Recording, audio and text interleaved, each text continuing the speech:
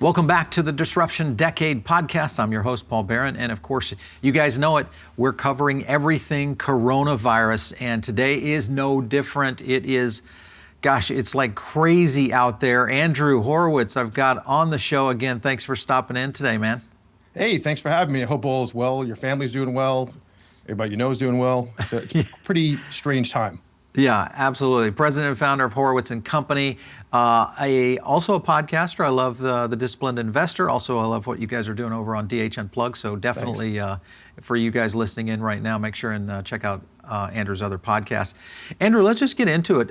So the financial markets have been pretty much on a roller coaster here the past couple of weeks. We've seen some new lows. We've seen some interesting little blips in the market. What is going on the stock exchange right now?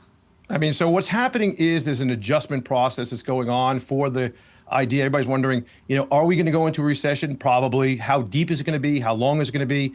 Everybody's trying to handicap right now the idea that, we were 34% down on the exchange. We were 25, 30, 50% down on the stock. Is that all it's going to be? Are we going to be in a temporary kind of slowdown right now? Shut in, if you will, or is it going to last a lot longer? So there's a lot of questions going on, and stocks are starting to react with every single headline about a new area that's a hotspot, or we're seeing that there's a better report out of China. And it's all coming into the idea that, they're trying to handicap exactly what price they should pay for stocks. Mm-hmm. Yeah, sure. Where's the new bottom? Yep. And of course, that we still may see months out before we really see some sort of recovery. Obviously, with the restaurant industry, we're seeing a massive just implosion of, you look at the numbers that we're seeing in terms of closures.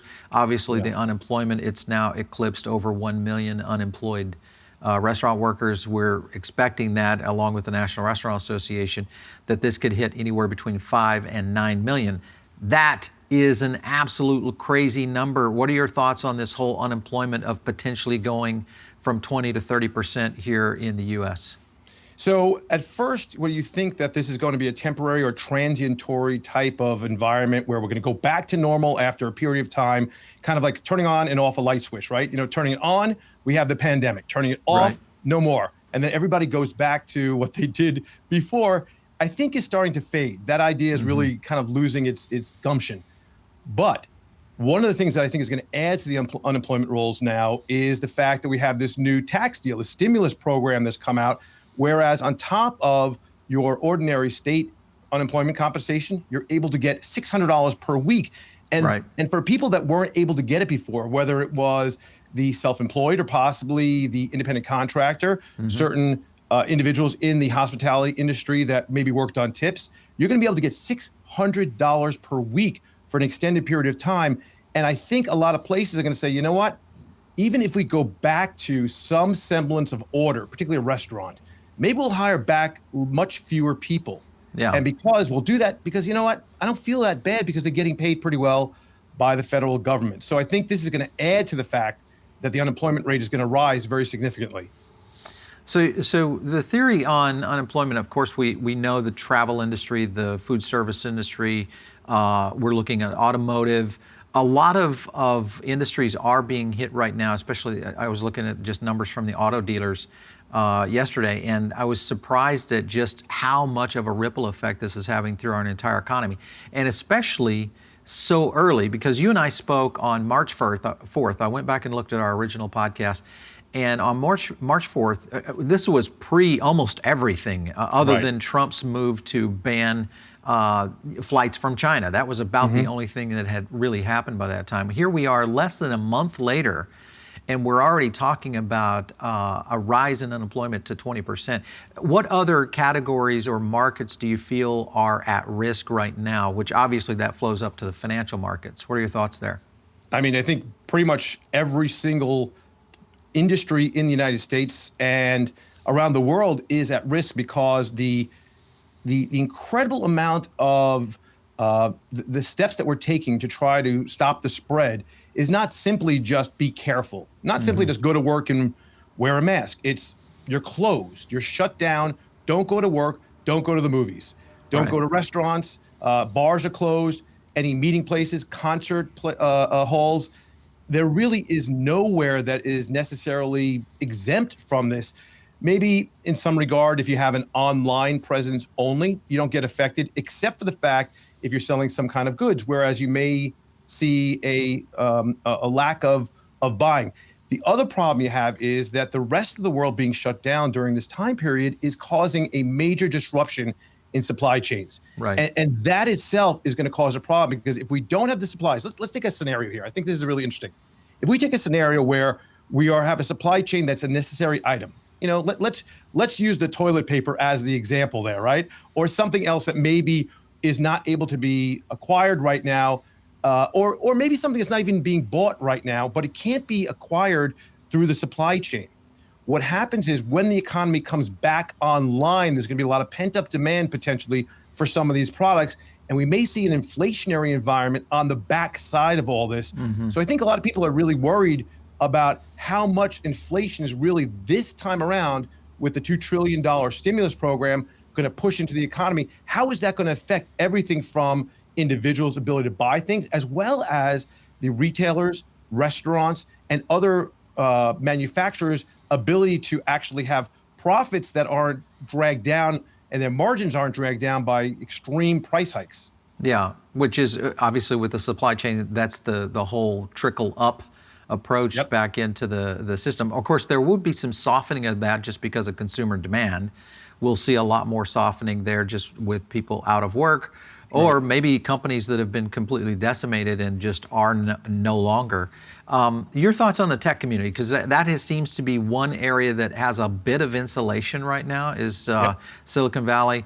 Obviously, stocks like Zoom, I'm watching what they're doing with the virtual services. We're seeing some virtual products that are obviously things like Slack, players like that, still holding strong. Do you feel like they come out of this as some of the winners in moving forward after this is over?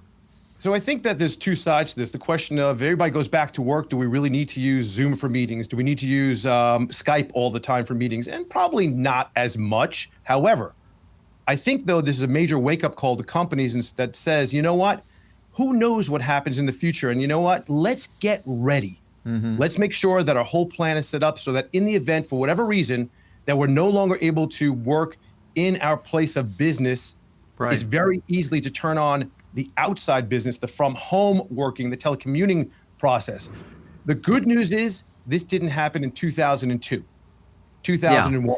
We didn't have the technology. We didn't have the technology. We didn't have the infrastructure. We're going to also see probably infrastructure development in the area of like, for example, some of the products that a company like Cisco has, or some of the products to make sure that the internet itself is capable of providing the major bandwidth. So there's a lot of things that really have some very interesting plays right now, considering the fact that companies are not going to want to have anything like this happen again. Yeah, 5G could become a major, or not 5G. Well, yeah, we're going to 5G and getting to a point where infrastructure will potentially be somewhat unlimited. I'm kind of curious because I've talked to a lot of company leaders who are reassessing their entire infrastructure of how they do business because of the localized scenario of remote workers. You know, in the past, remote workers were kind of frowned upon. Now, with the technology that's moved really in the marketplace in the last 3 years, I think this is the first time that companies have actually really had to test it and put it through its courses in terms of, can it work? Do you feel like companies might say, hey, let's just downsize a bit, use a little bit more remote, and of course, now you're talking about talent acquisition. I can hire somebody in Kansas City versus New York. This could change the game around that. What are your thoughts on that? I think there are certain industries that definitely can happen with. Hospitality industry is totally different, of course. It's a much closer hands-on experience, whether it's a restaurant, front or back end of the restaurant, whether it's a hotel, whether it's the airline industry. But when you come to other areas that are able to work instead of in cubicles or an open floor plan, people can easily work from home. And that's where the downfall of companies like WeWork is going to come into play. People are going to realize, well, okay, I like sharing a cup of coffee and I love my nap room. That's all great, right? but maybe I don't need all that. I don't need to spend that money. So you have to wonder what the knock-on effect is going to be in major city centers on the real estate, particularly in the office Yeah. and in the office space real estate. What's going to happen to prices there if people do start staying home, and no longer do these companies need to occupy 12 floors at a Midtown Manhattan building? Yeah, and co-working, of course, as you mentioned there, with companies like WeWork, Regis, one of the biggest out there in Right. terms of co-working space. And of course, that's going to be kind of a scenario, and we'll talk about the psychological effect on consumers and just people in general as we go forward. But now you're talking about companies who are cramped up into these spaces where, in most cases, they're co-sharing office with, workers that are in some cases 4 and 5 times that in terms of quantity of what would normally be in an office that size, because of the rotation of people coming in and out. So Right. I could just see the psychological effect in something of that nature really having a bit of an impact. It'll be interesting to see how real estate is going to be affected in at least in the co-working space side of it. Let's talk about real estate for a second, because that's another big factor that's been being talked about in the investment community right now, and that is the banks being able to give relief to the mortgage, or to essentially the property owners and the investment houses that own a lot of this property, Right. to help kind of bridge this process through. Do you feel like we're going to see some action from Capitol Hill that's actually going to kind of reinforce that program? I mean, I think there's going to be the potential for a, let's say, delay in payments, possibly maybe some interest payments that will be allowed to be delayed, and then the government will come in with some kind of stimulus. It all depends. All this depends on how long it's going to last. I think the Sure. $600 per person unemployment that's going to come in on a weekly basis, as well as the $1,200 per person payment for those that qualify for that amount, possibly family, upwards of what, $2,400 plus $3,400 total, will be an interesting stopgap for 1 month. But beyond there is where the problem comes in. And if in fact we go further, I do expect to see more stimulus. How we fund a $2.2 trillion stimulus package, and now they're talking about a $2 trillion infrastructure package, and another back end, and how the Fed is buying, $2, $3, $4 trillion worth of securities. Not quite sure how that all plays out long term. But that's another issue that you need to look into in terms of the inflation. But I think there'll probably be some kind of allowance for certain people that don't have the money to possibly either skip a mortgage payment or defer it for a period of time, and then they'll just tack it on to the back end of the mortgage.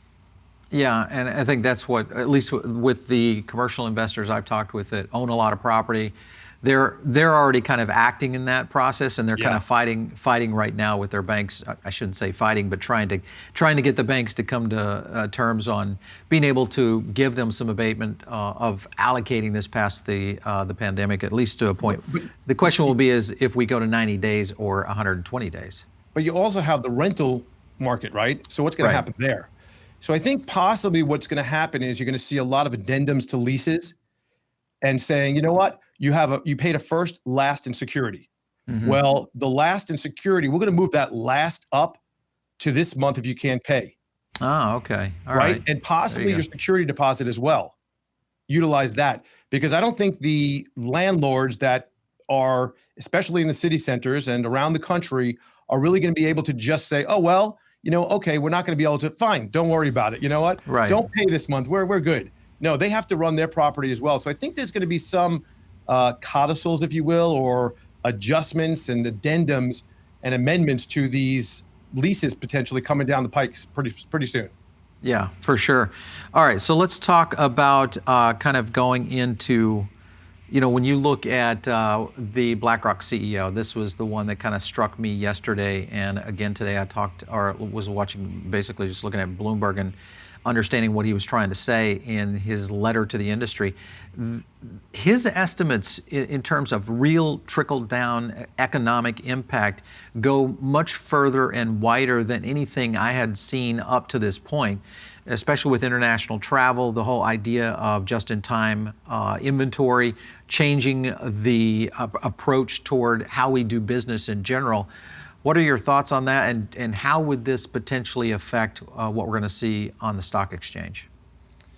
So there's a lot of unknowns. Let's just get that straight. Now, one of the things I do on a regular basis is try to figure a lot of this out because we're managing portfolios on a regular basis and what companies are going to benefit from this and what companies are going to really suffer, right? So Yeah. that's an ongoing base. I have a long list sitting next to me that as I'm going through the day thinking, okay, post-apocalypse, post-pandemic, what companies possibly could see things from the absurd from like a company like Weight Watchers, because everybody's going to be gaining all this weight potentially during the time when they're, sitting in their homes and just having nothing to do, to, companies in the area, like you mentioned before, like a Slack potentially, that could really see a revolution. But one of the things that I do see, and that's very concerning to me in terms of not only how we do business, but how we socialize, is the potential for a PTSD type of situation where a lot of people have seen that, wow, look at all these people. They're lining up trucks in New York and refrigeration trucks. And unfortunately, these dead people are going into those trucks and they don't have any room. All this horror and shutdown. And I think people are going to be really reticent to necessarily go out when that lifting happens and just say, yeah, let's just have a party of 50. Right. Let's go to the movie theater. Let me get on a plane. Let me get on a cruise. I mean, the cruise lines, people are absolutely, I think, going to be very crippled and not able to think about what should I do here, right? Should I go on the cruise or not go on the cruise? So I think there's a long road ahead of us. And I think that he's spot on when it comes to the idea that the reverberations from this, while they will fade over time, and we could have vaccines and we could have other types of treatments for it. But I think initially, the idea of this horrendous event where you're locked in, shut down, and you have to basically, shelter in place is pretty overwhelming for a lot of people. And they Right. don't want to have this happen again. And they're going to be very concerned about eating out of the same potato chip bag as somebody else. Yeah, it's going to leave a mark. I mean, it's something. One thing I've noticed, my wife, she's a doctor, so she's in the healthcare industry. We've seen, and of course, they've had a massive uptick going to virtual medicine, essentially telemedicine.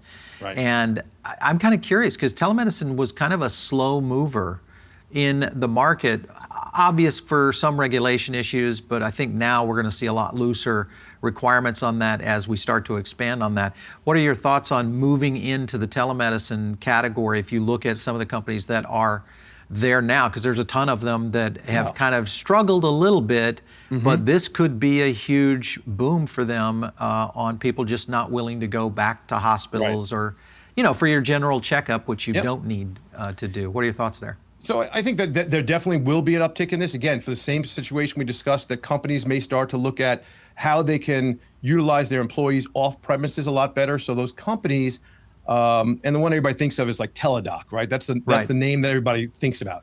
These companies, I think there's still a long way to go to have that same experience, or at least an equal experience of when you go to a doctor where they can actually, look at you and touch you and all that, but and figure out what's going on. I think though that when we have the advent and the continuation of the ability for things like your smartphone to maybe monitor your heart, to then possibly look at a variety of other functions and have that uploaded on a regular basis into and maybe tell you to eventually take your temperature and monitor your temperature and all that. This will be in this kind of situation very, very beneficial. But at the same time, there's a lot of companies trying to do this. There's a lot of healthcare companies that are already implementing this. The Humanas of the world, the Aetnas of the world, they're implementing this kind of thing with many other companies, with a Teladoc, with other companies that are creating the product for them. So I do think there is the opportunity, but I think we're still a little bit of a way off to going fully into that kind of environment. Well, it's going to open up some opportunities for innovators and entrepreneurs, I think, to come up with those kind of technologies and apps for our phone. Was researching an app that is doing social distancing and the ability to identify. So, of course, with South Korea, which is one of the most successful countries in being able to isolate and contain the virus, but also kind of protect their people. And one of the things I noticed was an app that was implemented in their population that essentially was tied to the healthcare industry of being able to identify who had been affected by the virus and was able to geolocation people so that you could literally avoid someone that had the virus. Have you heard anything about this?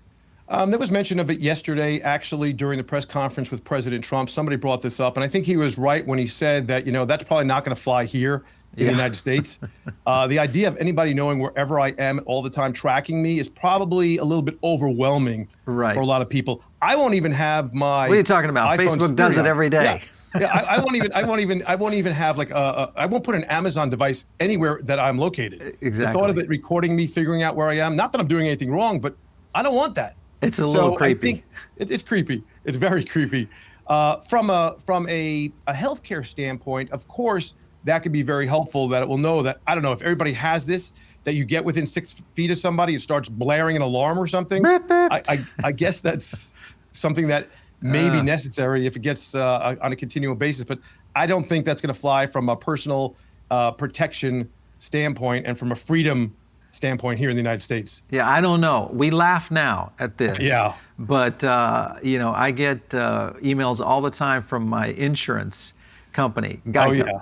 And right. They're always wanting to turn on this little device in my car Yep. to be able to basically report on how well I'm driving and essentially give me better rates for my insurance. Right. So I think if it comes to your personal well-being and maybe your own environment around you very specifically, it might be a little different than when I'm on Facebook, and Facebook of course is sending me ads, and the same thing with Google. But when you get into your own personal well-being, I don't know, maybe a few people would be okay with that. Well, they do it right now with life insurance as well. If you want to buy certain levels of life insurance and you want to get a discount on it on your term, you can get a very substantial discount if you wear a tracker all the time that monitors your exercise, and you have to then keep to a certain amount of exercise and certain rates, and they can monitor everything that's going on. I think it's creepy, but that's me. Yeah. Well, that's what this is. There you go. Is for healthcare. Yes. And you're right. You have to essentially to maintain a certain rate on your healthcare program. You got to hit your numbers. So it's a performance-based thing. So it's crazy what we are involved in now, and I think this is only going to be moving us to the next level. All right, last topic, and that is the coming recession. Yeah. So we are in a space now. Almost undeniably, we are going to hit a recession.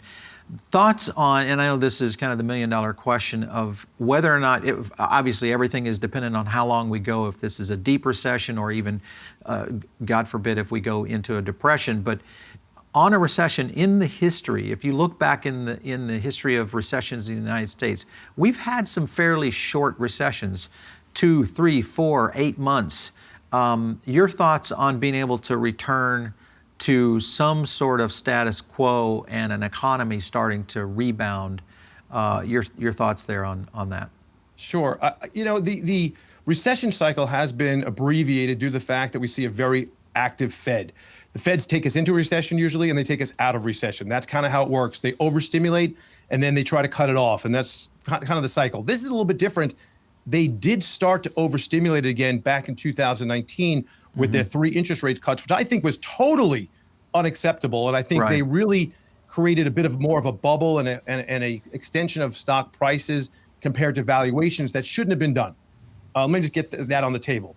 That set the stage for them having less ammunition to really fight any real financial situation that occurred. Now, nobody could have said, oh, we think there's a pandemic in the future. I don't think that was anything reasonable.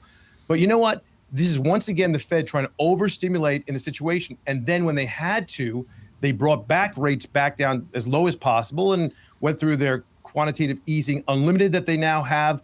However, the question is, and this is where it all lies, is how much destruction is there going to be? Someone recently said to me that they're a lifeguard. And when somebody's drowning, they bring them back and they try to resuscitate them. They try to do all the CPR on them. If they can bring back the patient relatively quickly, no problem, right? No residual impact, no problem. If, though, it takes a long period of time to resuscitate that particular individual, there could be significant damage because the oxygen didn't get to the brain, and therefore there could be, that's the same scenario you want to look at when you're looking at this kind of recessionary economy, the markets. The longer this goes on, the longer that we're shut down, the longer and the more deep we're going to have a recession. Already we're looking at somewhere between, possibly a GDP mark of a negative 20%. On the other side, there's going to be a quick pickup though. And the question is whether or not we're going to have companies enabled to make it through it. For example, you see Macy's furloughing all their employees. Right. I don't know, is Sears still going to be around? I mean, they seem to be living on borrowed time this whole time to begin with over the last 10 years. Are they going to be around? So there's going to be a lot of winners and losers. I think the big question really is if the stimulus package is going to be spent or people are going to squirrel that money away and try to save just in case. And I think that's going to be a big issue there. But I think there's going to be a very significant recession and stocks are going to reprice into that. So that's what we're seeing that's happening with the markets. You go through the stage of disbelief first, and then you get the next stage, which is the realization of, oh, something is really wrong. Now we're in the hope area, which is we hope that this is going to end very quickly. And you know what? Maybe that was the bottom. Let's buy stocks. And if that doesn't play out, if we don't go from there, we come into the despair range. That despair is going to probably roll stocks back down towards the bottom. We've seen this in pretty much every other recessionary environment. And then we'll eventually get to the bottom where there's a recovery. And there is some things that will seem like they're just too cheap not to buy. So we're going to go through that cycle on a mental basis, economic basis, market basis over the next few months here. Yeah, for sure. Thoughts on negative interest rate? Could it happen here? We've seen this actually occur in Europe. What are your thoughts there? So Europe, if Europe is a scheme that we look at to see whether or not negative interest rates work, we have to say they haven't. I mean, the banks are in disaster zones, and they have been. So just by lowering the rates, I heard somebody say that oil could be negative soon. I'm thinking, how do you even think about these things? Where do you come up with these kind of things? Negative interest rates, I do not think that it's a wise idea. Will we go there? It is possible, because there's not much more that the Fed could do to try to stimulate by reducing rates. And why not? If I could buy a house and the mortgage company pays me to buy that house, shouldn't that theoretically stimulate the economy? I guess. Yeah, but the domino effect, the domino effect, though, on the banking system, Terrible. I mean, it could be irreparable. Terrible. Just absolutely. Look at the banks in Europe. They're a disaster area, never been fixed. This negative interest rate stuff never worked. Same thing in Japan. They've been in a recession forever. I mean, just terrible. Can't get that GDP over 1.5% in Japan. And they've been doing quantitative easing. We all took the quantitative easing and the low interest rates from Japan. And we're trying to implement that here. So we used a policy that never worked there to stimulate the economy or stimulate inflation. And for whatever reason, we said, well, it doesn't work over there. We'll try it. I don't understand the logic. Yeah, it's going to be one to definitely watch as we get going here. I think the key here for us is time. It's all going to build down into, is this 60, 90, or do we go beyond? Last point, the point of no return for the economy of really getting dangerous, both from an investment standpoint, but also just from a realistic quality of life standpoint. Where do you think that is down the road in terms of date? I think that if we are under the same situation that we are under now, where basically everything is shut down for the most part, right? Yep. I think that you get into June, mid-June, that's long enough to have the patient unconscious for a period of which there is some prolonged problems that will be really felt. You'll see a tremendous amount of bankruptcies. You'll see housing prices come down substantially. Commercial mortgage issues, commercial mortgages will be a problem. You'll see that the commercial market itself will start to self-destruct. And that's going to just slowly but surely trickle out into the rest of the economy. Sure. You can see restaurants and hotels look for mergers. You're going to see the problem with bankruptcies for airlines and for cruise lines, and the list goes on and on and on.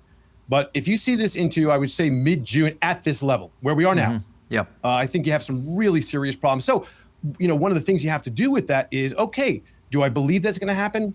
I don't think so from all of the information I could see right now, but it's possible. Yeah. So one of the things that we do is we try to make sure that our portfolios are protected, kind of 1 foot in, 1 foot out at the same time, so that we can make sure we kind of have a mask on our portfolio right now, right? Yeah. So that when we're managing money, you make sure that, if this does happen, I don't need to go down with the ship, and just because I'm hoping that things will get better. Sure. I want to make sure that I'm financially stable through that whole time. There's a lot of ways to do that, but basically just be smart about it. Look at what's going on and make some decisions early. The worst thing that's going to happen is that you're not going to get that lift.